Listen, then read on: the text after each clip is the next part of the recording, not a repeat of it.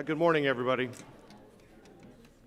If we can finish up our conversations and we'll get started here. So good morning and welcome to SNMMI's 2025 annual conference and our annual Patient Education Day. Thank you. My name is Mike Crosby. I'm the chair of the Patient Advocacy Advisory Board here at SNMMI, and we host this event every year. This is our culmination of a year's work, and we take a lot of pride putting this together. I'm also the founder of Veterans Prostate Cancer Awareness, and I've really been advocating for prostate cancer and the technology applications to prostate cancer since I was first diagnosed in 2015. So I want to thank everybody that's here in person, and also be advised that we're live on YouTube. So thank you for all those of you joining virtually. YouTube's got a great service. It's it's all live, but it'll be recorded for later use, and it'll be posted and hosted on the website. So this is the 14th year of the Patient Advocacy Advisory Board that has had this Patient Education Day. It's put together by all the members of the Board of Directors. I'd like, if you don't mind, if the board could please stand and be recognized. Thank you.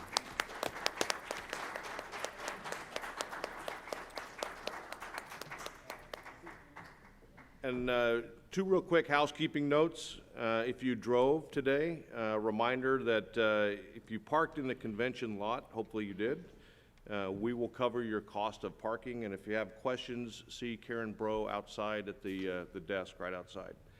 And again, second, that this is being taped. And for those of you, if you ask a question online or in person, you're essentially you're agreeing to being recorded and having your question posted online. So let's go over the schedule today. In a few minutes, we'll begin the general session, which is going to be here in this room. We'll have a break for lunch, and we're going to have a great motivational speaker, Margie Worrell, who's going to talk to us about, after the diagnosis, the understanding your new normal. Excited to have Margie here today, published author, and really, I think you'll enjoy her outlook on getting through things. Then we're going to go down to the exhibit hall after lunch and run by some of our wonderful sponsors' booths. And there's also, we're going to be talking to some of the researchers that are presenting their posters. And please have your questions ready. If you've got any questions, these people want to engage with you and understand a patient's perspective. It matters in their research, and they're happy to talk to you and answer any of your inquiries. Then after that, we'll come back up to the three rooms right next door, 352, 353, and 354 for the individual disease state breakouts, prostate cancer, Alzheimer's, and neuroendocrine tumors. So then after a full day of learning and discussing and getting to know one another, we'll have a nice reception here or at the end of the series of rooms, and it'll be an opportunity to get to know one another, but also all of industry. A lot of physicians have been invited. So again, if you have questions or you still haven't had all your questions answered, there will be people and resources there to take care of that stuff. So that's today's schedule. Again, if you have any questions, contact one of us that is on the board, or Linda Brudinsky or Karen Bro at the back if there's some administrative issue. And before our first speaker, very important, I want to thank our sponsors that actually make this possible. So it's Eli Lilly Company, Blue Earth Diagnostics, Curium, Mirion Medical, Isai, ITM, Lantheus Medical Imaging, Novartis, and Telix Pharmaceuticals. So thanks to all those sponsors that actually support this thing.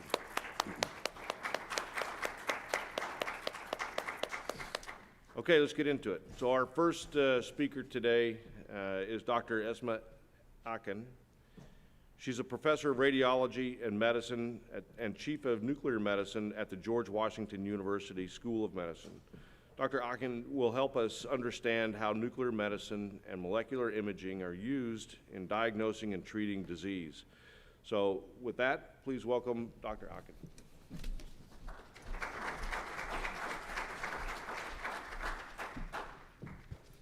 Thank you so much for that wonderful introduction. Good morning, everybody. I'm going to try to go over the basics of what nuclear medicine and nuclear imaging is today, so we can get a better understanding before our next speaker, Dr. Ulaner, talks about clinical trials. Okay, so diagnostic radiology is good for anatomic imaging, and nuclear medicine and molecular imaging is basically physiologic imaging. We look at how the organ is functioning. Is it functioning the way it's supposed to, not just what it looks like? We do this with nuclear cameras called gamma cameras or PET and SPECT cameras now, and not a CAT scan or an MRI. That's diagnostic radiology. Nuclear medicine is with PET cameras, SPECT cameras, and gamma cameras. MRI and CT looks at what the organ looks like. Is it misshapen? Does it look like what it's supposed to look like? Is it smaller? Is it bigger? What we look at is how is it functioning? Is it doing what it's supposed to do? Molecular imaging studies can be used in many disease types in nuclear medicine. We can use molecular imaging and nuclear medicine to determine the extent and severity and the degree of spread of the disease. We can use it to select most effective treatment for that specific disease. We can also do these scans to assess how the patient's responding to treatment. We can use our images to assess whether the disease is progressing, and also to identify whether the disease has recurred. Did it come back? And also, we can look at our images to manage subsequent care if the disease recurs. So how do we image in nuclear medicine? Well, we administer via intravenous or oral route tiny molecules that have affinity to the organ we want to image in the patient. So those molecules are tagged to a very small amount of radioactivity. So we can actually see these molecules. For instance, for cardiac scans, we can use radioactive molecule that likes the heart muscle. For brain scans, we use molecules specific for the brain or even specific for the actual pathology that we're trying to evaluate, like specific proteins that are present in dementia. Same thing in prostate cancer. We use molecules specific to prostate cancer that will seek the location of the cancer in the entire body. The imaging part is done by capturing the radioactivity that the patient is radiating. We gave it to them with oral route or in radioactive iodine or intravenously, and the patient's radiating some radiation. And we capture this radiation and we convert the radiation that the patient gives out to light photons. Light can be converted to electricity. That then can be converted to computer language. Electricity can be converted to computer language. And that's what we're going after. We're going after getting something out of radiation that we can convert into computer language and we can see in images. So we do this with what's called a gamma camera that you see here. We use, this is not a PET camera, this is just a regular gamma camera. It's different from a CT camera, which basically shoots X-rays into patients, or MRI, which is basically a magnet. It's a huge magnet. And this is a schematic of what I'm talking about. The key in this picture is the radioactive molecule, and it opens the door for us to view the target organ molecule. So here's another molecule. This time it's a sugar molecule that we tag to a tiny amount of radioactivity, and we inject it into the patient. So then we can trace its path through the body. With this picture sugar molecule here, we typically inject about 1/1,000,000th of a single grain of radioactive sugar. Very, very small amount. When we use gamma cameras, or we use many gamma cameras that make it into a PET camera, to detect these rays emitted from the nucleus of this radioactive sugar atom. This is basically how we do what's called a PET scan. So why do we use radioactive sugar? Well, let's think about it. Let's look at what cancer basically is. It's uncontrolled cell division and growth of tissues, which in turn spread to outside of the organ it's originated from. And become these aggressive tissues that keep growing and spreading until it takes over the body. And this process needs sugar for energy. okay, to be able to keep growing and keep dividing. Sugar is basically food for most cancers. So when we tag it to radiation, we can see where this rapidly dividing and multiplying cancer offender is. We can image and diagnose many diseases in nuclear medicine and molecular imaging. We can, for instance, image Parkinson's disease. We can image and figure out if the patient is suffering from Alzheimer's disease, or is the patient going to get worse from Alzheimer's disease. Thyroid disease is a big area of nuclear medicine. Carcinomas, we can evaluate prosthesis failure. We can see very subtle fractures that are not evident on x-rays. And if the patient's prosthesis failed, we can evaluate heart disease, breast cancer, neuroendocrine tumors, and of course, last but not least, prostate cancer, and many, many other tumors. Molecular imaging is targeted imaging. Well, we can diagnose tremor related to Parkinson's disease in patients. Now, not all tremor is the same. Some people have what's called essential tremor without an identifiable source, and some people have tremor caused by Parkinson's disease. That's due to a lack of dopamine receptors or transporters in the brain. This can be targeted with dopamine medication or brain stimulation to treat this tremor if the patient has Parkinsonian tremor. But we need to know which type of tremor does the patient have, essential tremor or Parkinsonian tremor, in order to treat it properly. It may be very difficult to differentiate it clinically. To the neurologist, tremor's tremor. Well, we have a radioactive tracer called ioflupane that we tag to iodine. It's basically a cocaine analog, actually, and it can be taken up by the brain just like a neurotransmitter. And it shows us whether there's sufficient dopamine transporters in the brain. And so we tag this molecule to a very small amount of radiation and inject it to the patient. On the left here, this is a normal patient. There's enough dopamine transporters that get taken up in the brain. So you see these nice comma-shaped areas of uptake in the patient's basal ganglia, basically coordination centers. Okay, this is what normal should look like. So this patient's tremor is not Parkinsonian. He's not going to respond to Parkinsonian drugs. This patient, however, you see that there is disappearance of the areas of uptake. Instead of nice commas, you see dots. So this patient has Parkinsonian tremor. This patient is going to respond to either brain stimulation or dopa drugs. So it's a very nice targeted imaging method. Here's an amyloid plaque. This is on the right with the tan color that you see here. This is an amyloid plaque on the right attacking a neuron, which is what happens in Alzheimer's disease, Alzheimer's type dementia. The amyloid protein basically forms clumps of abnormal protein accumulation. These are in excess and they take over the brain tissue. It prevents the neurons from doing what they're supposed to do in regular jobs, and that's how people get Alzheimer's disease. One of the amazing advances in nuclear medicine and molecular imaging is the imaging of Alzheimer's disease, currently affecting around 7.2 million Americans aged 65 and older. 1 in 9 people die with it, and almost 2/3 are women. In evaluation of Alzheimer's disease, we can also use PET scans by using radioactivity tagged tracers that seek amyloid plaques. These plaques, like I showed you, accumulate in the brains of patients with Alzheimer's dementia. A normal negative scan shows uptake in white matter tracts and no or little uptake in cortical gray matter, but abnormal, and this is a normal scan. This is all uptake in normal white matter tracts, no uptake in cortical gray matter.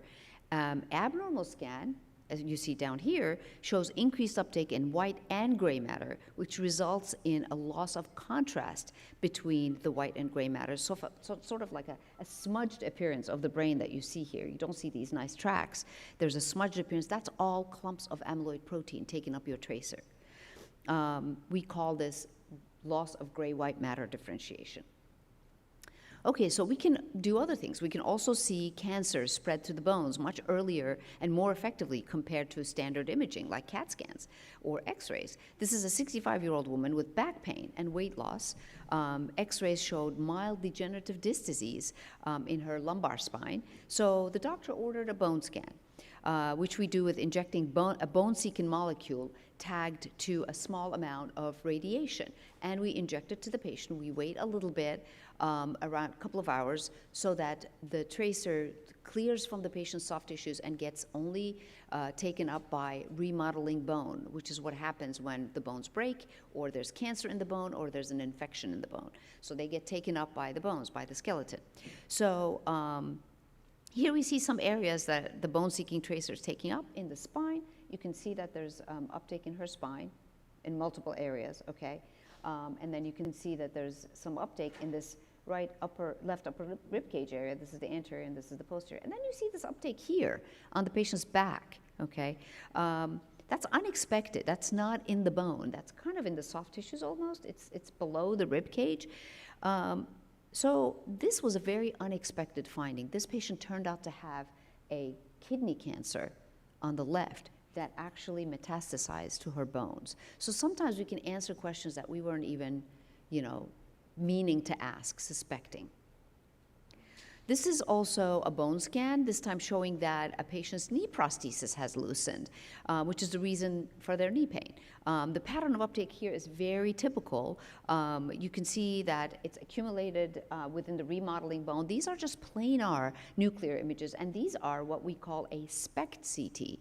So we fuse the CT scan, basically, onto the molecular image, and we get a fused image, SPECT CT, and look how pristine and clearly we can see where exactly this prosthesis is loosened. It's loosened in the patella, it's loosened in the femoral component, in the tibial component. This whole thing has to come out. It's not enough that just one part of it comes out. Everything has to come out. This prosthesis is loosened. It's a very typical finding of loosening. We can even see prosthesis infections with this, so we have a lot of these patients coming from the orthopedic surgeon's office. We can also do heart scans. So we have a 73-year-old man here who needs a new hip, being evaluated for hip prosthesis surgery. He has some intermittent chest pain that he told his orthopedic surgeon about, so his orthopedic surgeon needs to clear this patient for surgery. This patient is also a diabetic, so lots of high risk factors.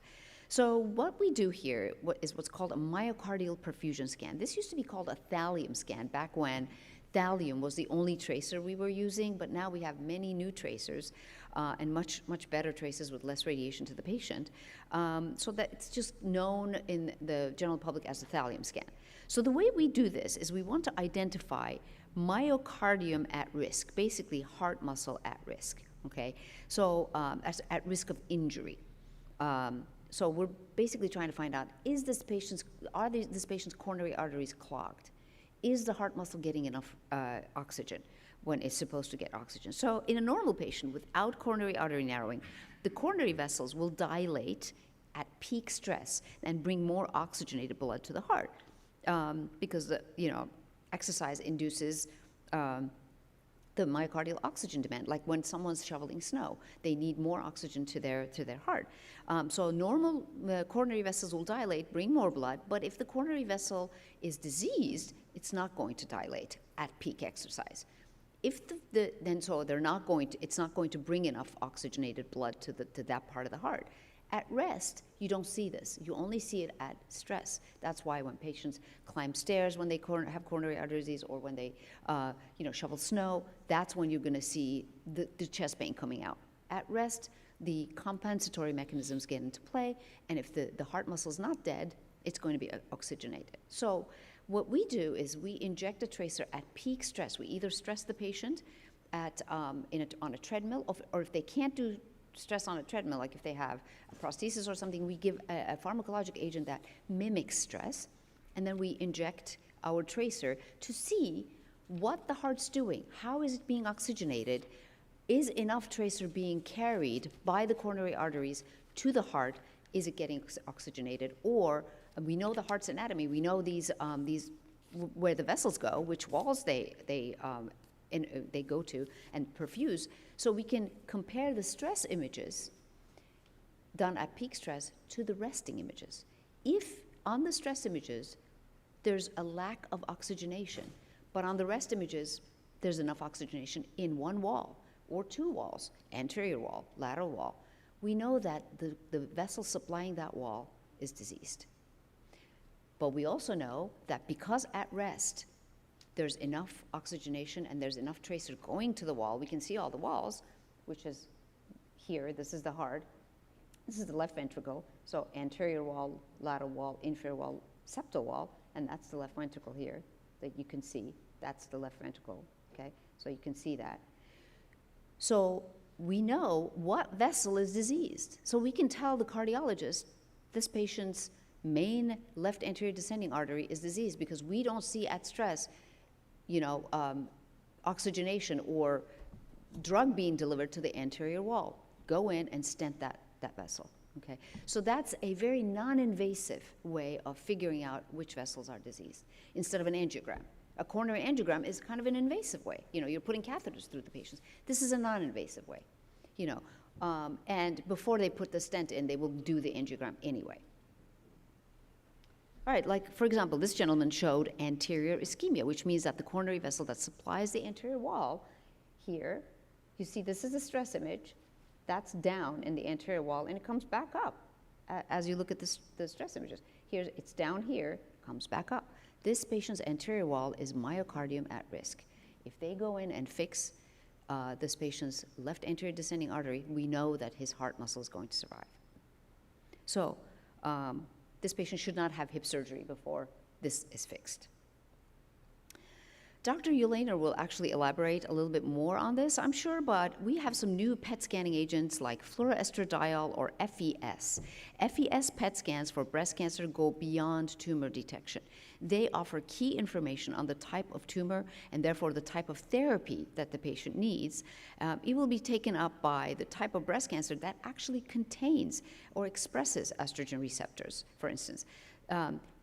This is an example of a patient's cancer, which is estrogen receptor negative. This is a regular FDG sugar PET, okay? You see all these areas of uptake in her bones, in her supraclavicular nodes, and then this is FES PET, fluoroestradiol PET, to see if all of these areas have estrogen receptors. Is this patient going to respond to estrogen therapy? Nope, none of those. You see none of those here.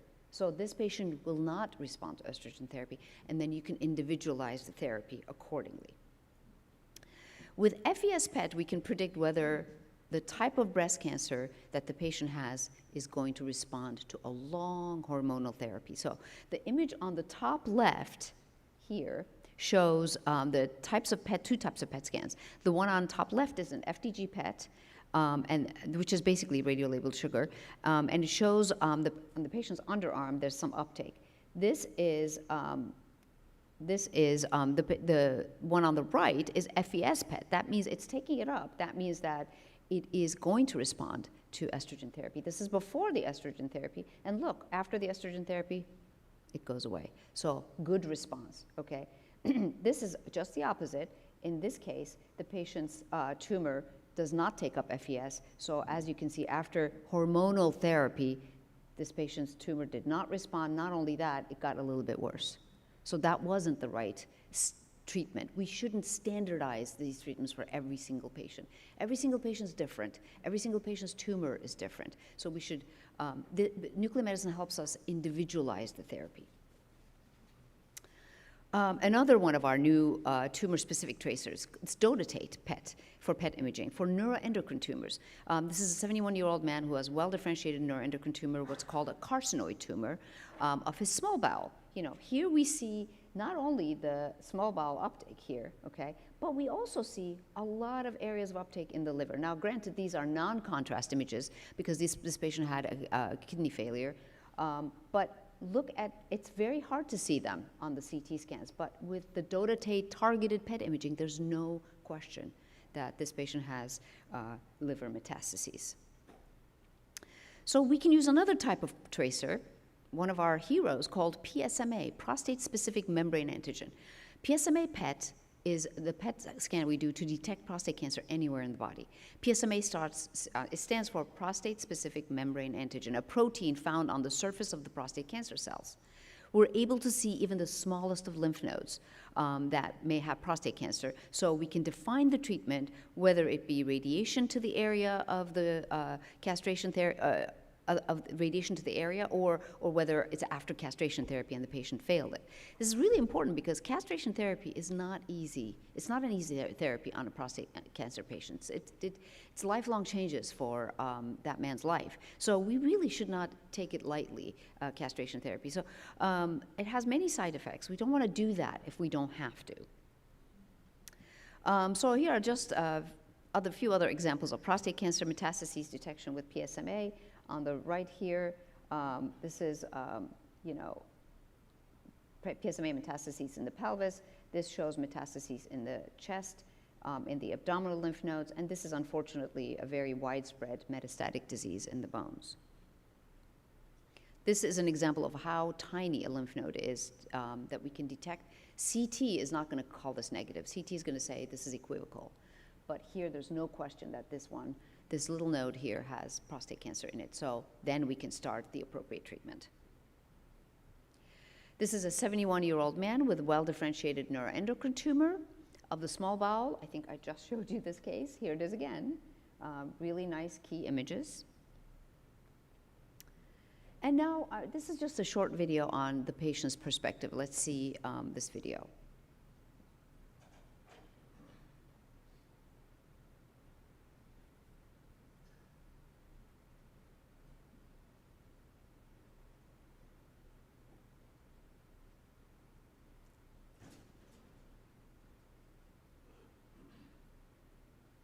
I don't know if we have, not sure why we don't have sound.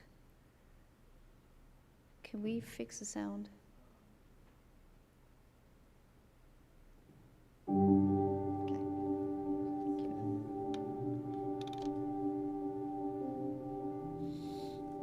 Thank you.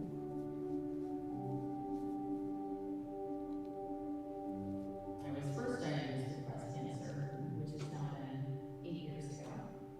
And I had a couple of nuclear medicine imaging studies done. I was subsequently diagnosed a second time with breast cancer, and I had even more nuclear medicine interventions as part of my treatment of my breast cancer. You don't know how you're going to react until they actually give you those words, "You've got cancer." And then you don't remember the rest of the day. Your brain races and starts thinking about, am I prepared? Do I have my family prepared? Is everything in order? I got into a trial at UCLA that were looking at gallium-68, and I ended up with a scan that really identified in very short order, but in also precise terms, where that cancer had recurred. Everybody decided at that point that I could just have that treated with a radiation device using what's called SBRT, or stereotactic body radiation treatment. So I chose that, 5 radiation treatments, and off we went with life. And lived our life, everything was going well. And then, unfortunately, in early 2020, I ended up with my prostate-specific antigen number going up again. And the doctors who are my current care team at the West Los Angeles VA and UCLA decided to give me a PSMA that was in a trial. And I had my first image. It showed that there were a couple of now new lymph node involvements, and that my cancer had come back on my prostate. They only knew that. They only found that out through these scans. I think after you get over that initial shock, your biggest concern is, how will I be treated? And am I going to survive this? And so the more information you have and the more information your doctors have, I think your confidence level goes up and your stress level goes down. If they can see it, they can fight it, right? They know where it's at, they can address it. And they can address it with incredible precision.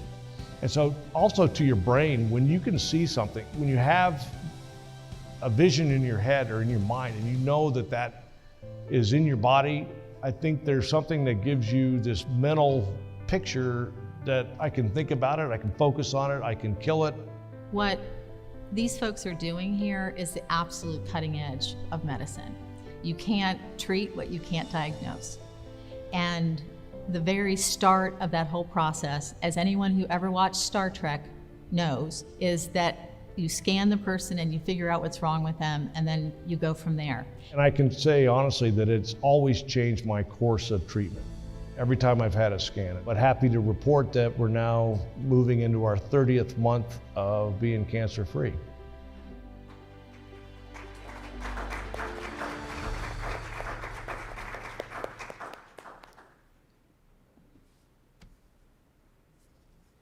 Okay, so a couple of words about therapy, because this is a really exciting new realm of nuclear medicine. We can also treat prostate cancer with these new targeted therapies that are now available to us. We call this theranostics. We basically adapt the same technology that we use for a diagnostic scan to treat the disease, very targeted. We tag the PSMA molecule, the prostate-specific membrane antigen molecule, to high doses of a radiation, a radioactive molecule. In this case, this molecule is lutetium. And we infuse it to the patient with an IV to treat the metastatic prostate cancer. It's easy enough to do, and well, it's not easy to administer, but it's easier on the patient, so much easier than direct radiation therapy to the areas of metastatic disease. We have, within theranostics, we have iodine therapy. This is something that we all, when we were getting trained, we grew up with. Iodine-131 therapy was approved in 1951. It's typically administered orally, now in a pill form. It used to be in a liquid, but now it's a pill. And what it does, it's basically, it's a food for thyroid tissues, okay? Once that patient has thyroid cancer, they will have it removed, and no matter how good a surgeon is, they can't remove all of the thyroid tissue. And we don't want any living thyroid tissue in the body. And some of this thyroid tissue that they couldn't remove and had to leave behind could be stuck to nerves or vessels, and they can't remove it, they can't shave it all off. So that's where we come in with I-131 iodine, and we give the radioactive iodine, and the thyroid tissue thinks it's regular iodine from the blood and will take it up, but it's tagged to radiation, so it will just calm that thyroid down and kind of burn it out eventually, okay? So we will have no living thyroid tissue in the patient's body, and the patient will maintain their lives with taking thyroid hormone that they themselves can arrange and titer. So usually we do one treatment is enough. About 30 to 40% of the time, we will need 2 treatments for the patient. And we can also use radioactive iodine to treat hyperthyroidism. But it is a very, very powerful drug that we have in thyroid cancer. Now we have very good methods of treating neuroendocrine tumors. These are very specialized tumors that come from the neuroendocrine cells of the body. This treatment was newly approved in 2018. It's basically, again, lutetium, the radioactive substance, bound to a peptide receptor, okay? So it's called PRRT, peptide receptor radionuclide therapy, lutetium or yttrium-90. We tag it to this molecule and we deliver it directly intravenously, and it seeks the tumor, the neuroendocrine tumor, because it has receptors to it, and it takes it up and it kills the tumor in its place. So that needs about 4 cycles of treatment. Again, it's an intravenous infusion treatment. Here's some images. This is the image of the year at our annual SNMMI Congress. You can see the results of lutetium PSMA treatment, where the pre-treatment scan with the red, these are pre-treatment, post-treatment, pre-treatment, post, pre-post. Pre-treatment scans, you can see the widespread metastatic disease in prostate cancer, and with the post-treatment, post-PSMA treatment, lutetium treatment scans, you can see the tumor basically melting away. Now, we're very happy with this new theranostics, and we think this is, pretty cutting edge in our field. So we're all very excited about this treatment. We have one more video, I think, about patient perspective.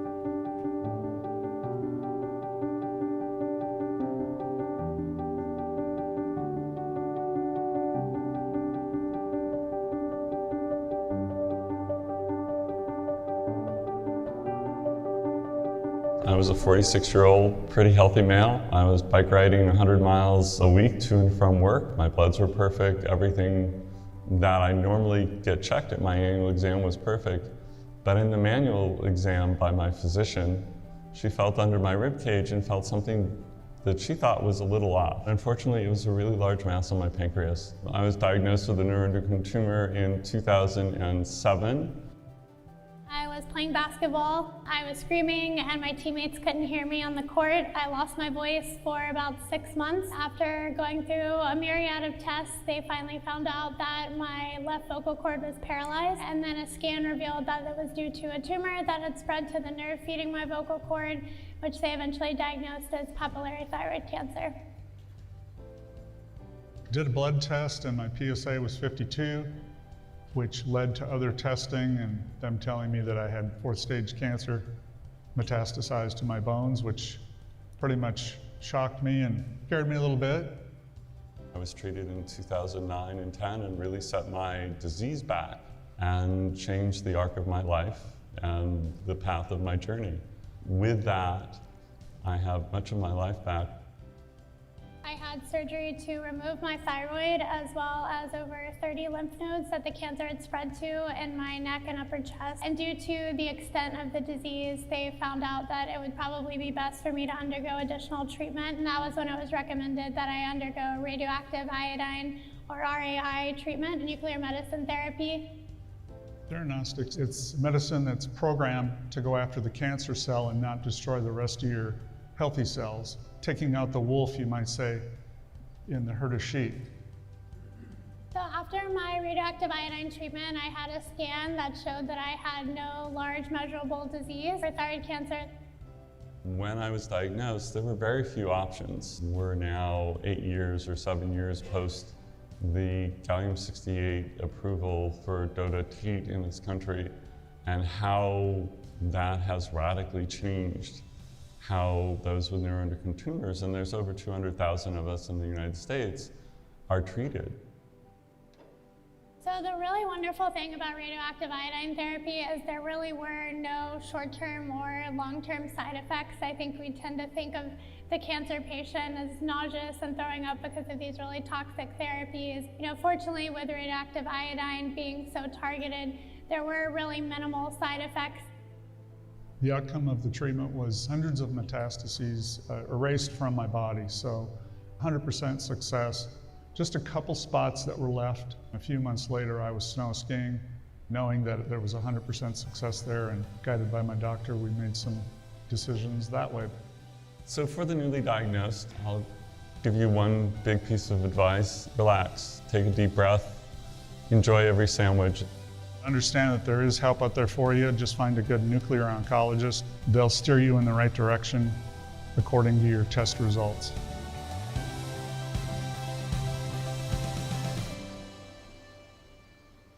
Before I go on to our last segment, I want to personally express heartfelt thanks to our patient advocates, patients, many of them who are here.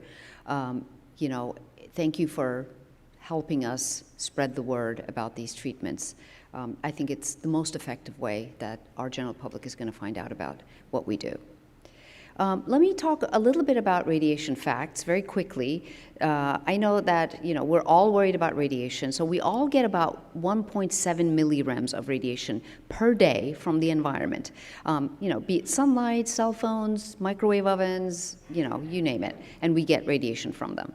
So here are some numbers about radiation limits to the public and radiation workers. So about 500,000 millirems radiation kills cells. It can cause acute harm or death. This is what we hear in spy stories. And then 50,000 millirem radiation, there's slight increase in cancer risk. 5,000 millirems of radiation is acceptable yearly dose for radiation workers like ourselves. Less than 1,500 millirems of radiation is what most diagnostic scans are actually giving to the patient. So just to put things into perspective, these are some of our radiation facts. These are my sources of information. Please feel free to email with any questions and leave comments on our YouTube channel. And with that, I'm going to leave the podium to be introduced, our next speaker to be introduced. Thank you very much. Thank you, doctors. First of all, are there any questions from the crowd or from the YouTube channel? This one's working. Do you want this one? Any questions? I do have a question on the YouTube channel, and then I'll be happy to bring around the mic to anyone else that has questions here in the room. So someone asked, how do you find out which hospitals and/or scanning facilities have these types of scans? That's a very good question. Probably the NCCI website is going to be one of the best sources, and also the Society of Nuclear Medicine and Molecular Imaging website will give you links to people who are actually, doing the trials. The hospitals that are actually after these trials. And I'm sure Dr. Ulaner is going to be able to answer the question of clinical trials a little bit better. But, just start with NCCI and then SNMMI websites. Questions from the audience? Yes.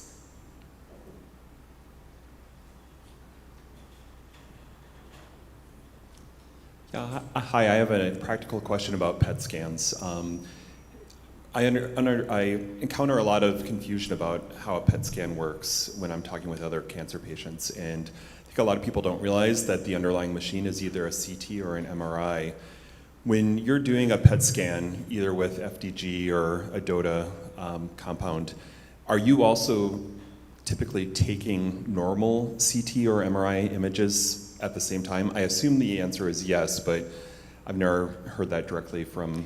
So that's a very good question, and this is a topic of debate among radiologists, what to do for the CT portion. What we do is we do a low-dose CT scan. So yes, we do a CT scan. Yes, we can see abnormalities, and in fact, a nuclear medicine physician shouldn't just read the PET part of it. We're responsible for reading the CT part of it. It is not, most of the time, a contrast-enhanced CT scan. There are institutions that do their transmission scan, which is the CT portion of it, with contrast. And for some tumors, it's good. For neuroendocrine tumors, it's good to do that because you do want to see how the arterial flow to the tumor is in relation to the uptake.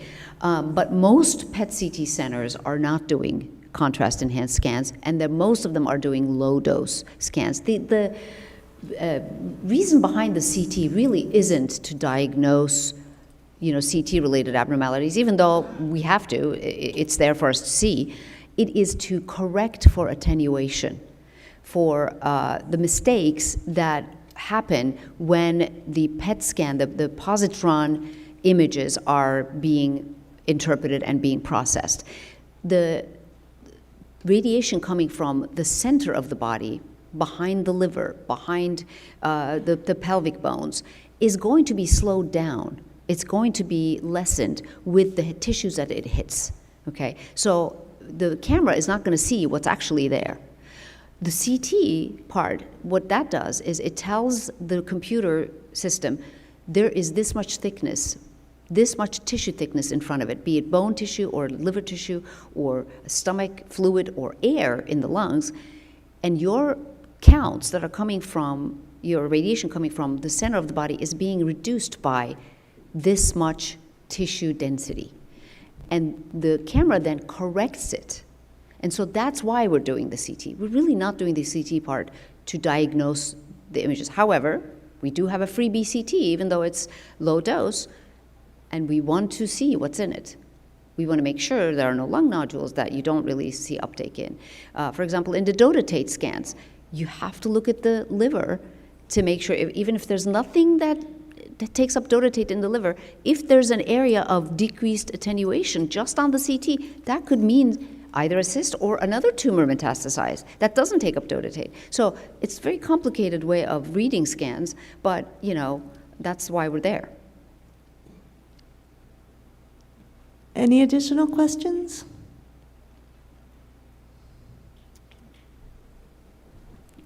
Okay. All right. Thanks, Dr. Aiken.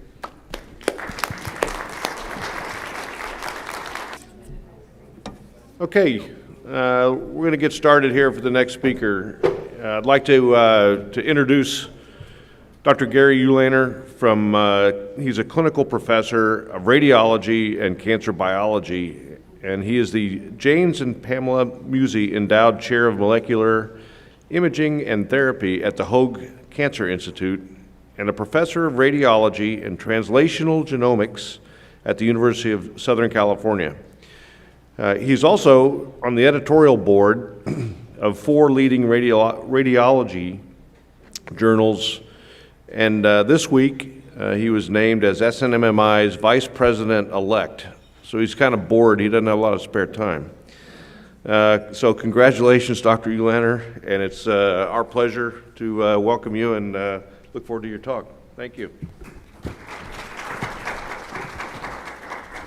Thank you, Mike, and thank you for being here. My name is Gary Ulaner, and I'll talk about clinical trials, how to understand them, evaluate them, and find where they are to see if they would be appropriate for you. I am in wonderful Southern California at the Hoag Family Cancer Institute and the University of Southern California. And I have to say, walking outside from here in New Orleans and my glasses steam up is kind of a new experience. It's something a little new. These are my disclosures. More importantly, I disclose that I like to talk about molecular imaging and therapy starting at a very early age. This is my son, Ilya, and my daughter, Annabelle, who helped me teach a molecular imaging and therapy course in Southern California every year. And you can see, if you do train them early, that they get very good at finding the important things, especially my daughter, Annabelle. If anyone is looking for junior faculty in molecular imaging and therapy, I have people to send your way. So what are clinical trials? At heart, clinical trials are studies that are performed to test new medical treatments or procedures in humans. They are the primary way how we can determine if a treatment is both safe and effective in people. So you need to demonstrate both safety and efficacy in order to become approved by the U.S. Food and Drug Administration, which is why in most eras the U.S. FDA is so valuable in helping us choose the best treatments for patients, because we have this incredible data which shows, yes, what we're using is both safe and effective, and if it doesn't reach both of those criteria, then it doesn't get FDA approved, right? A difference between medications versus some other alternative therapies that are available. While I am a proponent of alternative therapies for some indications, the alternative therapies do not have a central stamp from an organization that says, yes, we are both safe and effective. So what are the types of clinical trials that are available? There are essentially these 4 different types of trials. Diagnostic trials are ones that test new ways of diagnosing a disease but not treating the disease.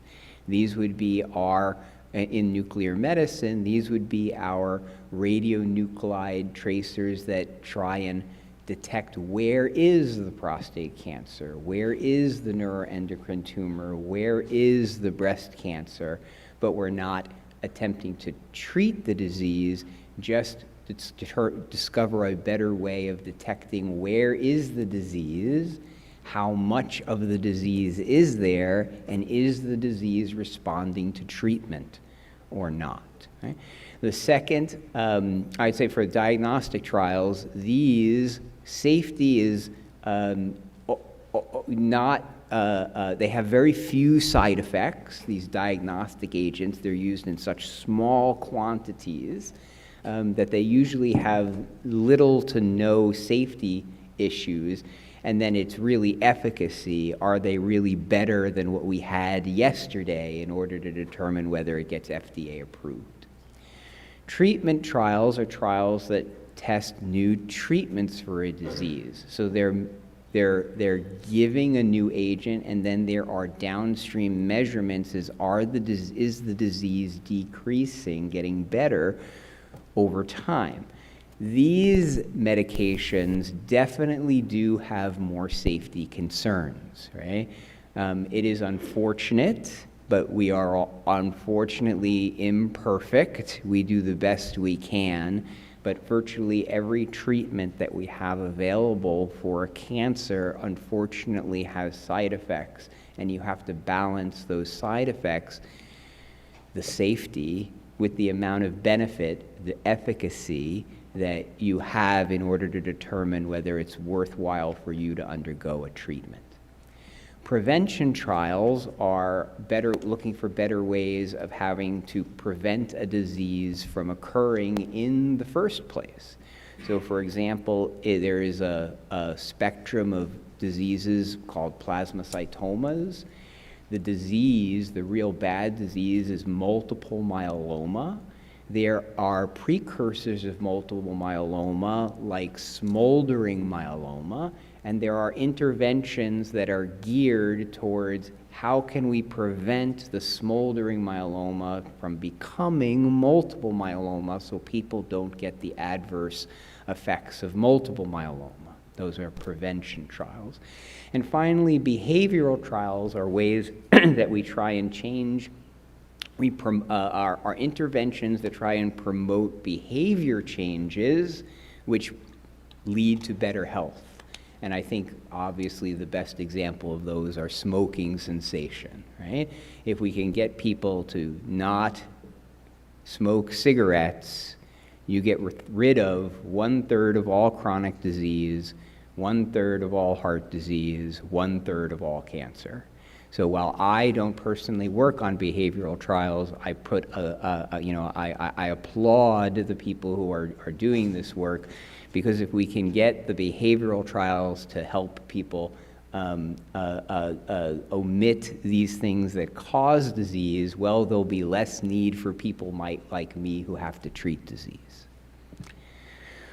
Next, what are the phases of clinical trials? You've probably heard of the phases of clinical trials, and they go from 0 to 4. Most people are probably most familiar with 1 to 3. 0 is essentially, and it increases, right? Zeros come before 1s, 2s, 3s to 4. Zeros are really about gathering preliminary data in order to lead to a phase 1 trial. Many agents do not have phase 0 studies performed on them, but sometimes phase 0s are performed. So if you're asked to to consider a phase 0 study, this is very early. That's the earliest data collection on a particular agent. Phase 1 trials are official trials that test safety in a small group of people. Now, efficacy would be wonderful, but just be aware that the major goal of phase 1 trials are determining safety. So they tend to start at a low amount, what we call dose of an agent, and then when safety is achieved at the first dose level, they give a little more to the next group of participants in a clinical trial. And if that level is determined to be safe, they give a little more. Now, this is going to sound harsh, but it's true. These type of phase 1 trials are designed to try and increase dose until you hit what we call adverse events, right? So that we know that when we move forward on a clinical trial, we're doing it at a dose of the medication that will not cause severe adverse events in the majority of patients. So it is not uncommon, as the dose is being escalated, to hit a level where there are too many side effects. That is one of the disadvantages of a phase 1 trial. You could be in that cohort. The major advantage of a phase 1 trial is it gets you access to a medication potentially years or a decade before other patients can have access to that medicine. So for things that are really particularly very promising, phase 1 trials can be remarkable successes for patients, but you just have to keep in mind that phase one trials, physicians still aren't sure what is the appropriate amount of the medicine to give you in order to optimize efficacy versus adverse effects. Phase 2 trials are next and are larger trials that are looking for what we call signal of efficacy. Okay? We want a signal that something works. We want to see that something will work in a group of patients before going on to these really large phase 3 trials. If we see no signal of efficacy in the phase 2 trials, then they don't move on to phase 3. So again, phase 1, safety. Phase 2, efficacy. Phase 3 tend to be these more randomized trials where they're comparing the new medicine versus what was previously available to see if what is being proposed is an incremental benefit over what was already available previously. Phase 3 trials are quite large. They're usually performed at many different places around either the United States or the world, and they compare the efficacy and safety of the new medicine, often against a medicine that came before. All right? That's our 1, 2, and 3. The phase 3 data is usually what is presented to the FDA, the randomized data, and then the FDA reviews, hey, is this medicine safe enough and efficacious enough that it should be approved, and then physicians are allowed to prescribe it off of a clinical trial. Right? So again, in the United States, if I were to prescribe a medication, what I prescribe either has to be FDA approved or on an FDA approved clinical trial. I can't prescribe medicines that don't meet one of those 2 criteria. Different countries have different rules. So sometimes other countries you can get access to a medication earlier because they don't have that rule. They have rules like compassionate use, which says that any doctor can prescribe any medication that they want if they feel it's beneficial for their patient. That has advantages and disadvantages. Again, advantages, it gets treatments to you quicker. Some countries had Lutathera and the agent in Lutathera, the lutetium-177 dotatate, and then the agent in Pluvicto, the lutetium-177 PSMA-617. They had them earlier than what was available widespread for patients in the United States because they had this compassionate use criteria. But also, you have the downside that those countries were also using things like thalidomide and causing birth defects in large numbers of patients. So you get advantages and disadvantages.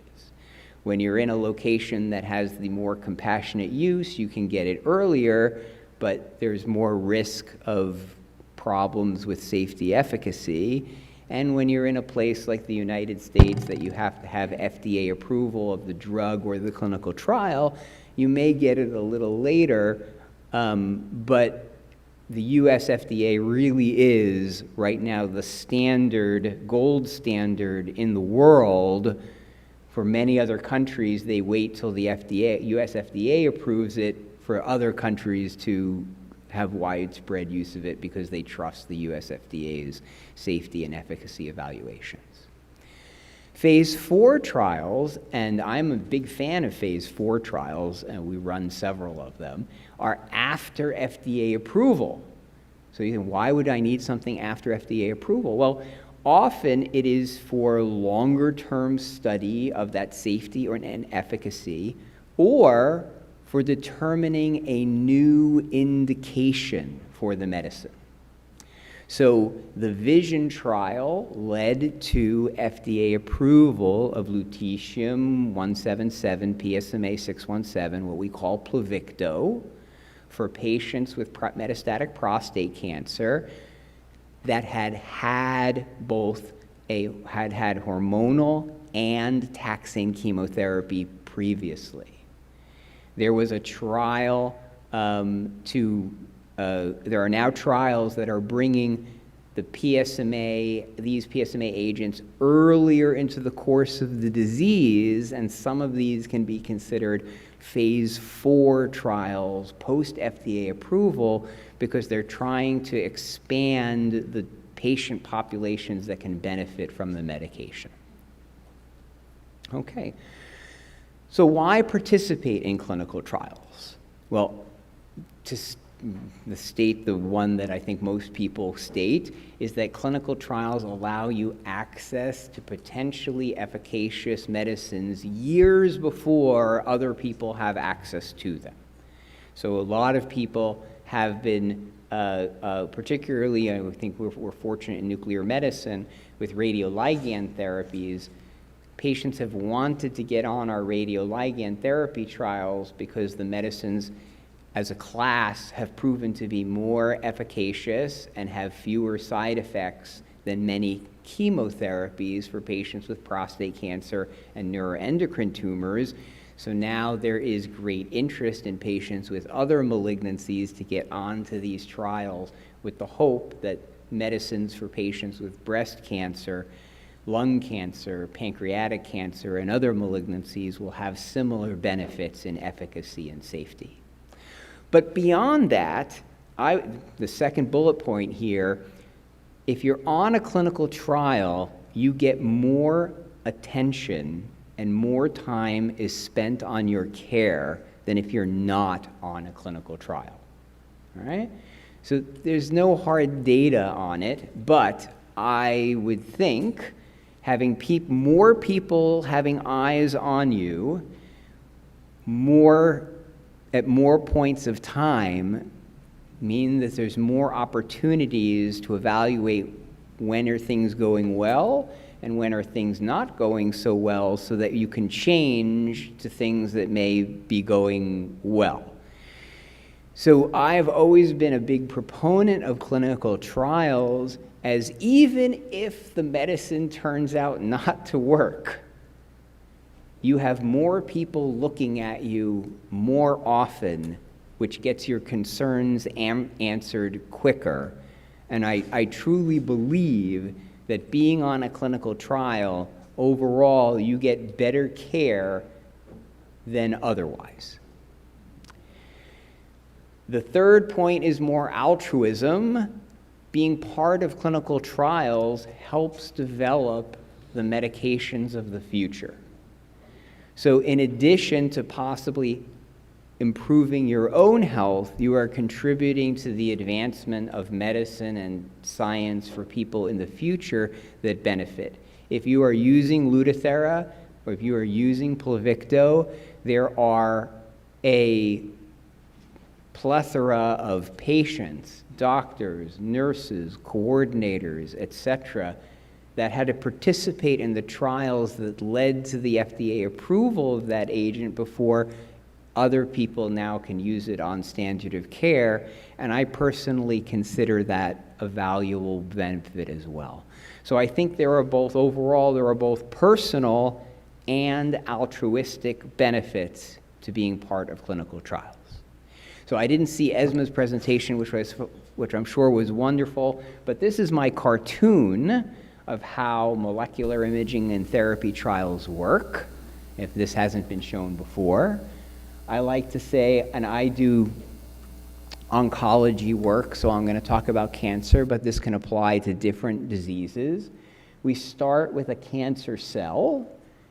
We identify a target either on or in the cancer cell. We then design a binding agent that binds to that target, much like a key fitting into a lock. So if my cancer cell has the target, my agent hits it. If my cancer cell doesn't have the target, my agent doesn't hit it. And hopefully, most normal cells don't have our target, so normal cells are spared. We then there's a linker, link a radioisotope to our binding agent. And this creates these keys that we use for imaging and therapy. If the radioisotope that's linked to the binding agent emits a small amount of radiation, for example, a positron, that's an imaging agent. It's something that I can administer into the bloodstream of a patient.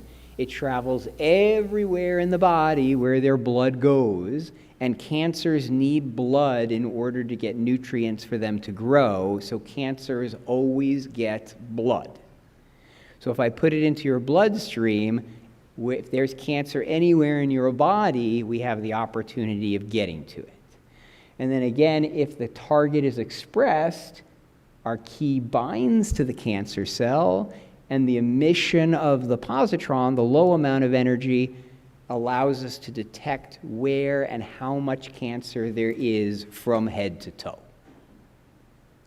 Now, for therapy, I remove the radioisotope that emits a small amount of radiation, and we replace it with something that emits a lot of radiation. These are the beta particles, the alpha particles. We talk about Auger electrons. These are things that emit enough radiation that we can kill cancer cells. And again, now I have a key that can be administered intravenously. It circulates all around the body, wherever the blood flow goes, and has the opportunity of binding to every single cancer site in the body. And this system, I think, is so powerful because we have the imaging test before the therapy. So most treatments, like chemotherapy, they just give you the therapy and then they wait 3, 6 months. How long are they going to wait till they measure whether the medicine works or not? Well, what molecular imaging and therapy does is you do the imaging first to see whether you have the target. If you don't have the target, you don't do the therapy. And by doing this, we can separate out the people who are not going to respond to that therapy and don't waste time, don't waste side effects on therapies that we know are not going to work, and we enrich the number of patients that are likely to respond to the therapy. All right? Here are examples. Right? I think the first of the example of this is for neuroendocrine tumors. We have where the cancer cell is the neuroendocrine cancer cell. The target are the somatostatin receptors. We have a binding agent called TATE, which is an amino acid structure. The linker is called DOTA, and thus we have DOTA-TATE. We link to the DOTA gallium-68, which emits a positron, and I have a key, which is an imaging agent. If I link lutetium-177 or actinium-225 or some other high-energy emitting radioisotope to the DOTA, I have a therapy agent. And I can do the imaging agent first, make sure that someone has the target, and then do the therapy agent. And this, I'm sure people have seen, is the success of both imaging and therapy with radio-labeled DOTA-TATE for patients with neuroendocrine tumors, where first we can see the disease with the imaging agent far better than was previously possible. And when we look at the results of the NETTER-1 trial comparing the therapy agent outcomes with prior standard of care, there was a remarkable improvement in progression-free and then a less impressive but still remarkable improvement in overall survival. I think this launched the field of molecular imaging and therapy as we know it today. And this was now for neuroendocrine tumors, we are replacing what's bound to the DOTA with more potent emitters of radiation like actinium-225, which is an alpha emitter.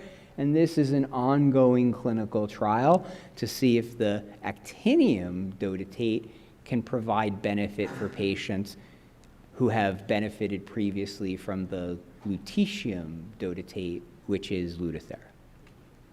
All right. Let's move on to trials, molecular imaging for prostate cancer. There's a whole lot more. All right, so it started with neuroendocrine tumor, but for prostate cancer, now the 2/3 of the trials that are ongoing right now are in the field of prostate cancer. Not because everyone, I think, wants to focus on prostate cancer. I do not. I like to focus on breast cancer. But because it worked so well, they have a target, which is PSMA on the prostate cancer cell, and binding agents, these prostate-specific membrane antigen binding agents that work so well. Once something works real well, more people want to build similar molecules so they can get into the field, right?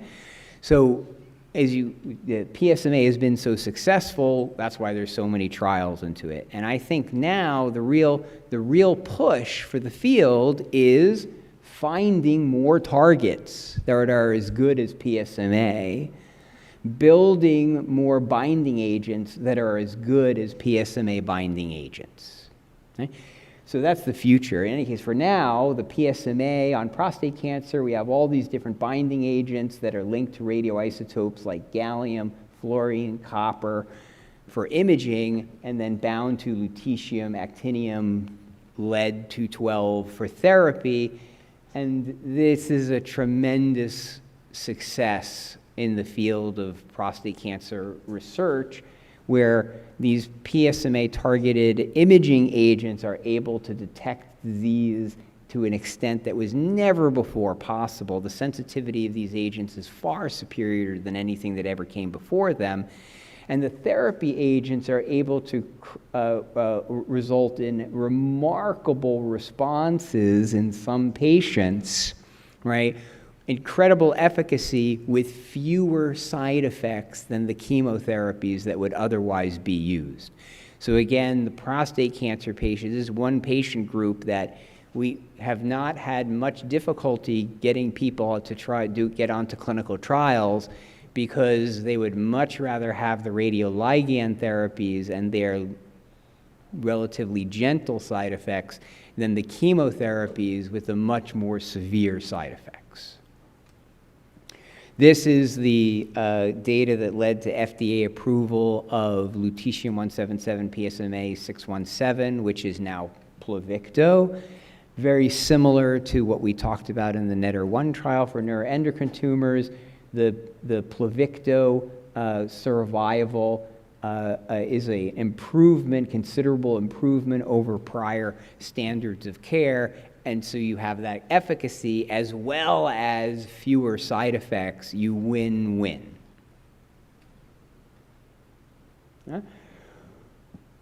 Now let's talk about how do we expand this from neuroendocrine and prostate to cancers of all types. Well, as we said, what we first need is to discover a good target and then build binding agents that hit that target.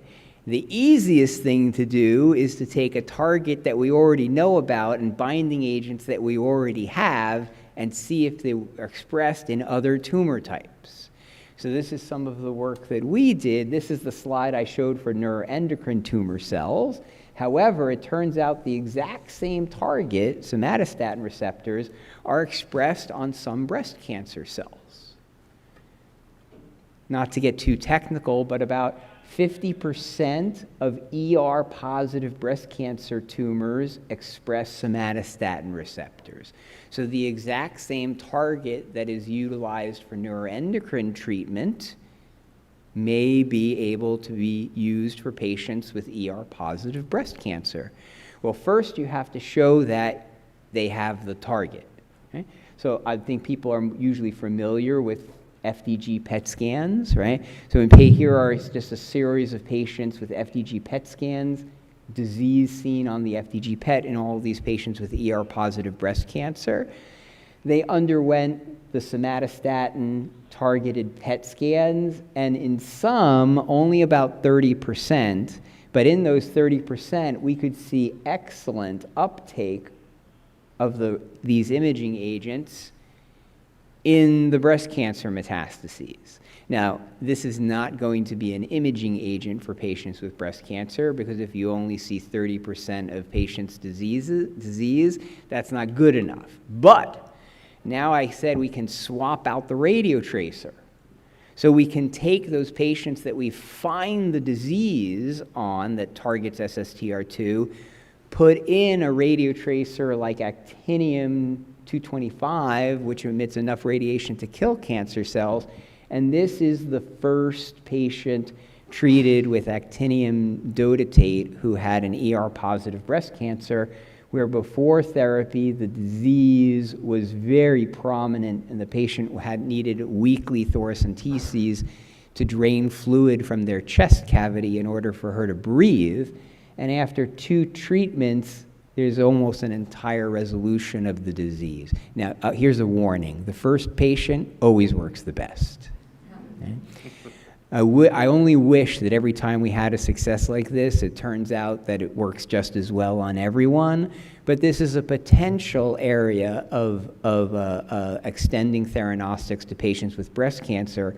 There's an ongoing clinical trial right now called the Tracy-1 trial, named after our patient whose first name was Tracy. I was very pleased that they did that. They named the trial after her.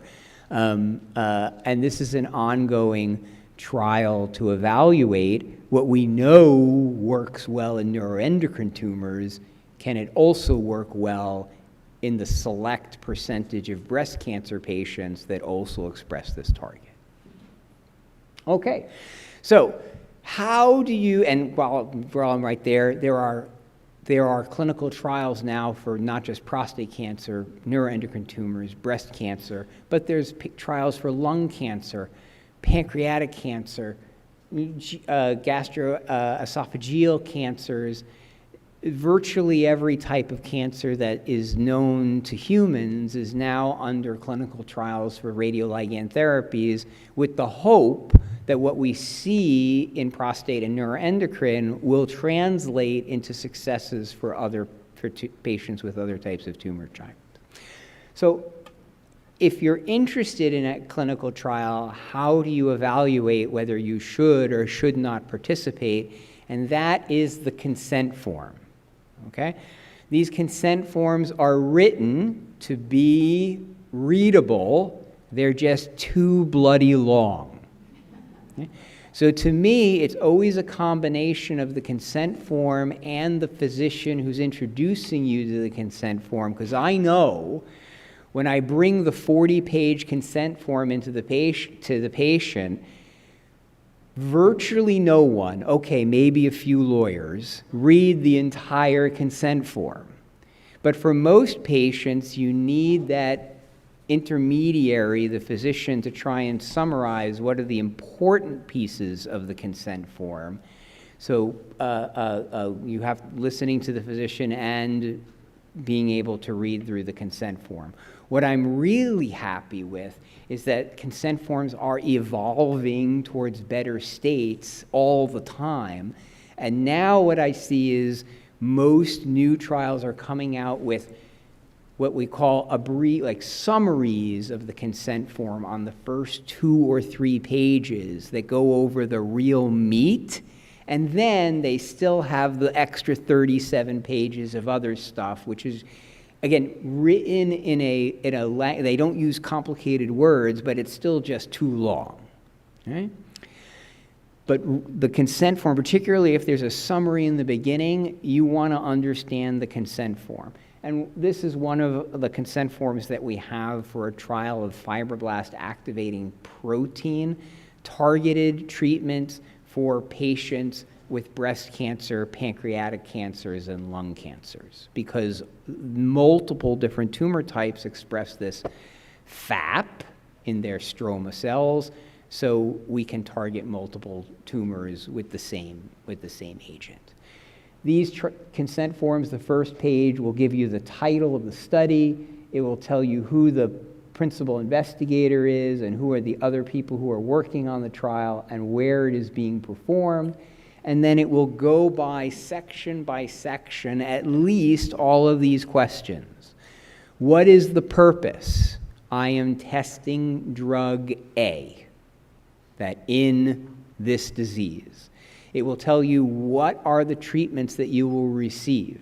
And these consent forms and the protocols are written to be very accurate, and the protocols are written so the doctor has to follow the protocol, dot every I, cross every T, so that no one is, playing mix about bake a cake any way they want to. They have to follow all the rules. So it will tell you exactly what are the study treatments that you're going to receive. Who's paying for the study, which is usually the sponsor of the trial. There are ISTs, industry-sponsored trials. Those are funded by the pharmaceutical company. And then there are IITs, investigator-initiated trials, for example, trials that I write myself. Those are either funded by pharmaceutical companies that I have requested to fund my trial, or a government agency like the NIH that is funding the trial. Do you have to join this study? The answer is always no. This is entirely voluntary. So you get to choose whether you participate or not, and the option is you always have the option of participating or not participating. It tells you what the potential benefits are. If it's a therapy, there's a potential benefit that the medicine will make your disease better.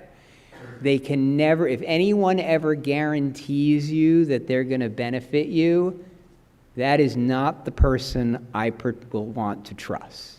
Okay? So any discussion of potential benefits should be, I cannot guarantee anything, but here are some things that I may be able to help with.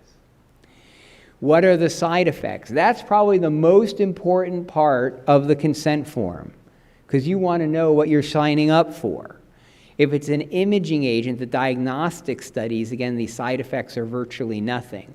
But therapy studies can have very significant side effects, and you want to know, hey, there's a 1 to 2% chance I'm going to get cardiomyositis, right?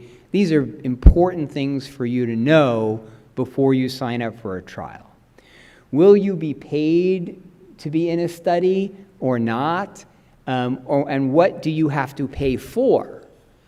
A clinical trial often offers all the research components free to you, right? I would encourage that. If someone also says, hey, I have a clinical trial, you only have to pay $20,000 to be part of it, that is not the clinical trial you want to be in, okay? So you should not pay for any research component. There may be some standard care components like lab tests or imaging, which are billed to your insurance, and this section of the consent form will lay out what you should and should not expect. Who has the rights of the results to your studies?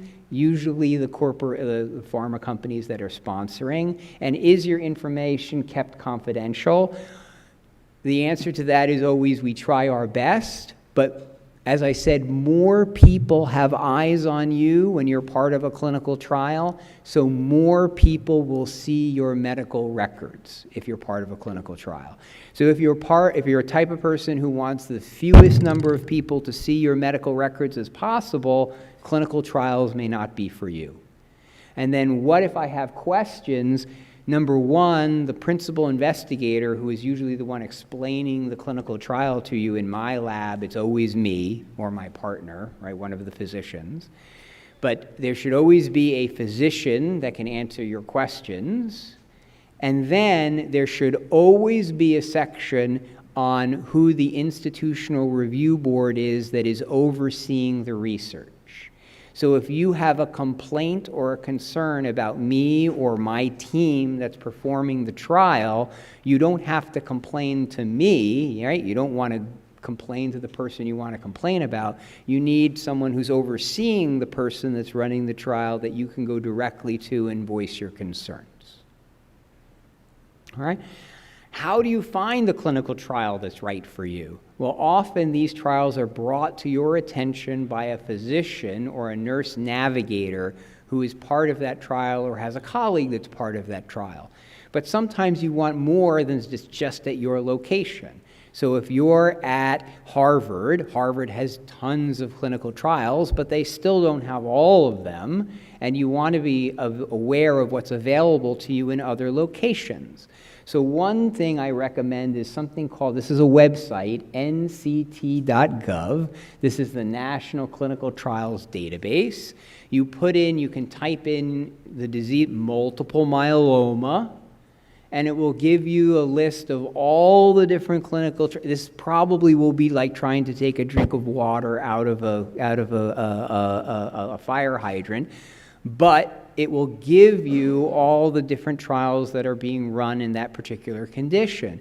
So if you have, it's particularly valuable if you have something that is rarer, like Erdheim-Chester disease. There are only a few clinical trials that are running in that space, and you'll be able to see every single clinical trial that's being run in the United States on Erdheim-Chester disease with one search on nct.gov. Now, if you have breast cancer, again, it's going to be like trying to take a drink of water from a fire hydrant, but you can limit things smaller. I'm interested in ER-negative, HER2-positive metastatic breast cancer post-chemotherapy. Boom. You can narrow your search down to find the trials that are of interest to you. Now, for radiopharmaceutical trials, there is a website as part of the SNMMI, Society of Nuclear Medicine Molecular Imaging.org website, which you can find called the Global Radiopharmaceutical Trial Finder. If you go to this website, you can find the clinical trials that are involved radiopharmaceuticals like myself. I'm going to take a little, do I have a minute? I know I'm getting to the end of my time, but I do like to mention this because I find this very amusing. SNMMI, Society of Nuclear Medicine and Molecular Imaging, the society that I've just been elected to be the vice president elect. That's a mouthful. Why is it SNM? Well, the society used to be SNM, Society of Nuclear Medicine, which was much easier to say, shorter, easier to remember. Our problem was Google. Because if you put SNM in Google, you got something other than our organization. So this is the thing that you're going to remember from my talk, I know, right? But we changed the name to the Society of Nuclear Medicine and Molecular Imaging because now when you put SNMMI in Google, you get us, right? Okay, so if I have, this is my clinic at the Hoag Family Cancer Institute. We have currently 30 clinical radiopharmaceutical, molecular imaging and therapy clinical trials running for patients with prostate cancer, neuroendocrine tumors, breast cancer, lung cancer, pancreatic cancer, gastroesophageal cancer. This is our space.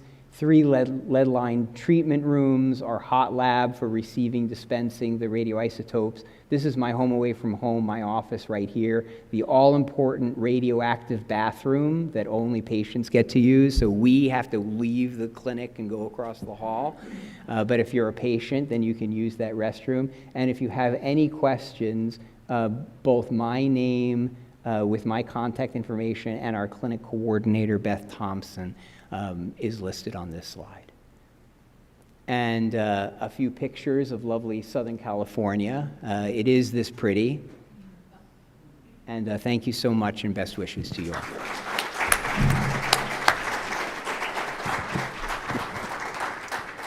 Okay, any questions for Dr.? Yes, there's a couple over here. Hold on, I'll bring the microphone over. Okay, Hold on. thanks, Jan.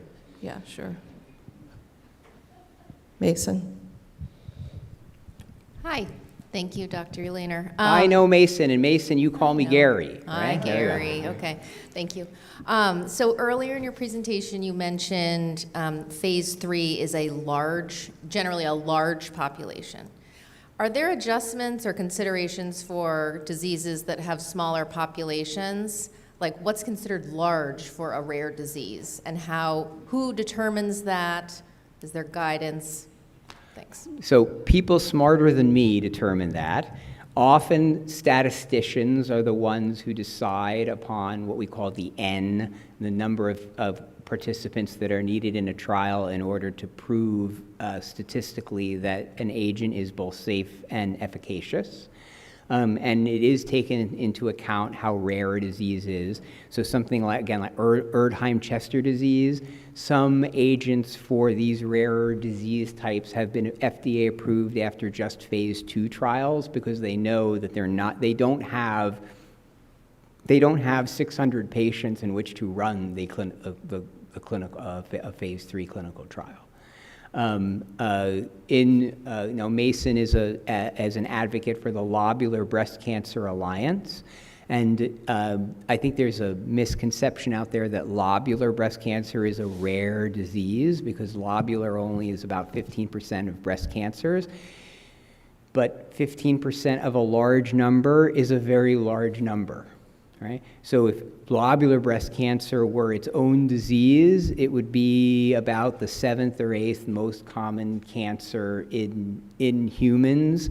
So while people tend to think lobular breast cancer is a rarer subtype of breast, there are unfortunately a lot of patients with lobular breast cancer, and if we have yet to hit that magical, what is the first treatment that's being targeted just at lobular breast cancers, but I would fully expect a trial to get FDA approval will need to be a phase 3 in lobular breast. I have a question. My name is Jan Manor. I'm with YourProstateCancer.help. I think a lot of the general public still thinks that clinical trials have placebo, and that, in my view, is one of the first walls that makes them not even want to consider it. In prostate cancer, for example, things are compared, and it has been for several years now, to standard of care. So no one in the recent trials, including the Xofigo trials, the Pluvicto trials, received placebo alone. Absolutely. Right. So we need to get that message out that if you are in a clinical trial, ask, because it's probably not a placebo group. It's probably a standard of care group, which means you probably get standard of care for free, for no charge. For metastatic cancer, that is absolutely the case, because there's virtually no metastatic. Well, let's say there probably are some. There will be some instances where the rare tumor doesn't have an existing therapy. That is Correct. Not what we're talking about for 99.99% of Correct. oncology clinical trials. In those cases, the new agent is always being tested against a standard of care which has already been proven to be safe and efficacious. So you're receiving at least as good as the standard of care, plus the opportunity of getting something newer. So I want to encourage people to ask. Don't assume that if you're in a trial, you're going to get placebo and nobody tells you. Thank you. Josh? Hi. Great presentation, Gary. Just after you sign an informed consent, you can always withdraw from a trial. So it is not a binding contract that keeps you into the end. At any point, you are permitted, and it's actually outlined in an informed consent, how you can withdraw from a trial, and that's really an important thing. Yes, you don't have to sign it, you don't have to join, but you can also exit the study as well. That's all. Thank you. How much time do we have, Karen? Lunch is here. One more question, 2 more questions? Okay, I'll be right there. Hold on. So going back to your phase 1, 2, 3, it's interesting. I received PRT, lutetium-177 dotatate, as part of the NETTER-2 trial, which was a phase 3 trial, stage 4, grade 3 NET. And I received the 4 doses, 200 millicuries each, 8 weeks apart, and I was so new I didn't even think about dosimetry or anything like that. But being here yesterday during some of the sessions, a number of speakers basically intimated that, well, it wasn't exactly random, but there was a lot of guesswork, and maybe the deciders on the dosage were a little overly conservative. So when you look at new RPT trials, I just wonder about the relationship between identifying the correct dosage and efficacy, and how do you think about the fact that the correct dosage, the correct amount of activity may vary by person, and you know, there may be underdosing, there may be overdosing. Just how do you get the right dose of the radiopharmaceutical? And I'm just wondering if deciding the dosage up front is really the right way of doing it. But unfortunately, there's no other way. We like to say, right, democracy is the worst form of government except for all the others. So the same with the dosing. Choosing 200 millicuries is the worst way of choosing except for all the others. There is yet to be a clinical trial that has demonstrated that patient-specific dosing leads to better outcomes, which is why the standard of cares that the FDA have approved have yet to incorporate this type of patient-specific dosing. I look forward to the day when that is proven and then does get FDA approved. But we deal with with the level of knowledge that we have today. Hi, my name is Jerry Francoeur, and I'm one of the PAB members. This sort of goes along with his. I had I'm a 2-time breast cancer survivor, and then my dog got cancer, and I took him to the UF Vet school because I wanted a veterinary oncologist.